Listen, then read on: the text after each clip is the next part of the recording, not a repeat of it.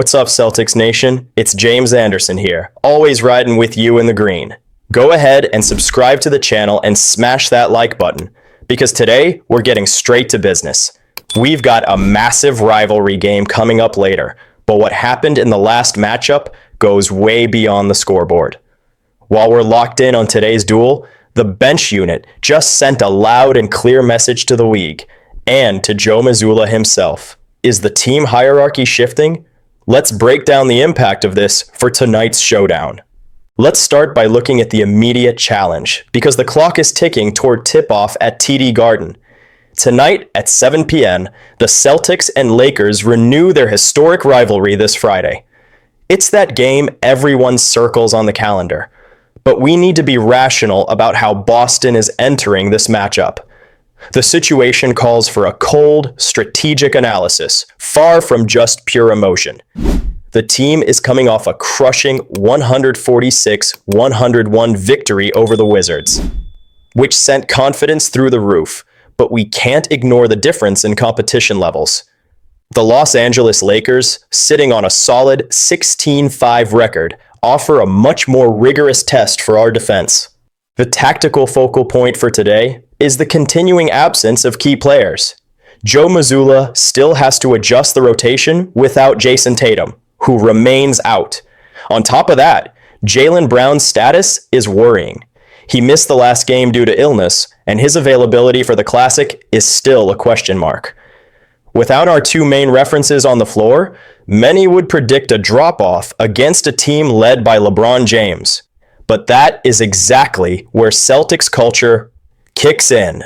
What we saw last round wasn't a fluke, but proof the system works. Derrick White took on the responsibility of being the number one offensive option and delivered 30 points with ease. The narrative for tonight revolves around that consistency. It's not about surviving without Tatum. It's about Derrick White consolidating his role as a protagonist during these absences. If he maintains this level of aggressiveness and court vision against the Lakers' defense, he confirms that Boston has the tools to compete against any elite squad, even when shorthanded. A win today would be validation that the supporting cast is ready to hold down the fort during decisive moments of the regular season. On the other side, the Lakers are coming in hot off a win over the Raptors and a 44-point explosion from Austin Reeves, but they have their own drama. The big question is the availability of Luka Doncic, who in this scenario suits up for LA. He's questionable for personal reasons, and if he doesn't play, the tactical chess match becomes much more balanced. If he does suit up, the demand on our perimeter defense doubles. We're monitoring updates minute by minute, but regardless of who plays over there, the focus here is our execution. The fans know the challenge is huge, but the dominant win over Washington showed there's a clear path to victory. Ball movement and trust in the system. And speaking of the system, if you think only Derrick White shined, you need to take a closer look at the numbers from our young guys, because what happened in the secondary stats reveals a lot about the future of this team. And that brings us to the most interesting point of the week, the tactical evolution and depth the team showed against the Wizards. More than the win itself, what grabbed attention was how it was constructed. We're talking about the largest margin of victory of the season and a record 35 assists. This indicates an unselfish team where the ball doesn't stick.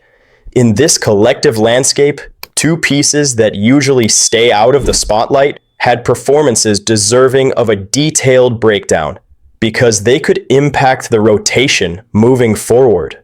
First, we need to talk about the absurd efficiency of Jordan Walsh. In a sport where volume often hides mistakes, Walsh played a technically flawless game.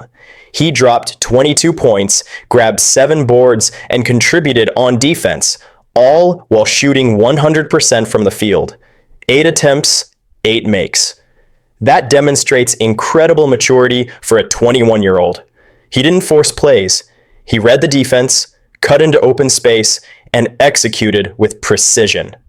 Since stepping into the starting lineup last month, His basketball IQ has visibly grown, and this perfect outing is his consolidation as a reliable piece for Joe Mazzulla's rotation. In parallel, we have the statement game from Neemias Queta. His trajectory is one of constant evolution. From a fourth-string option to a starting center, the Portuguese big man showed against Washington that he can protect the rim at an NBA level. He posted 4 blocks, 17 points, and a physical presence that controlled the paint. His impact on the team's plus-minus confirms the eye test. The team plays well with him on the floor. He's gone from a gamble to a defensive reality that offers security when the starters need a rest or are out. This combined performance from Walsh and Queta changes the planning for the front office and coaching staff. Before, there was concern about bench depth. Now, with these consistent showings, it's clear the solution to round out the roster was already in the building. The Celtics system proved it can maximize talent, and that gives huge peace of mind for the rest of the season. But of course, with the imminent return of the stars, it creates that good problem for the coach. How to redistribute minutes without stalling the growth of these kids who just showed so much promise. Celtics Nation, Joe Mazzulla has some tough calls to make. Today's classic is a hard test, but Walsh and Queta's performance against the Wizards opens a real discussion about main rotation minutes. When the roster is fully healthy, do you think Neemias Queta deserves to stay as the absolute starting center? And tonight against the Lakers, will Derrick White be able to do it again?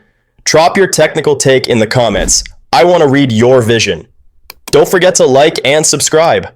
Have a great game, everyone, and let's go Celtics!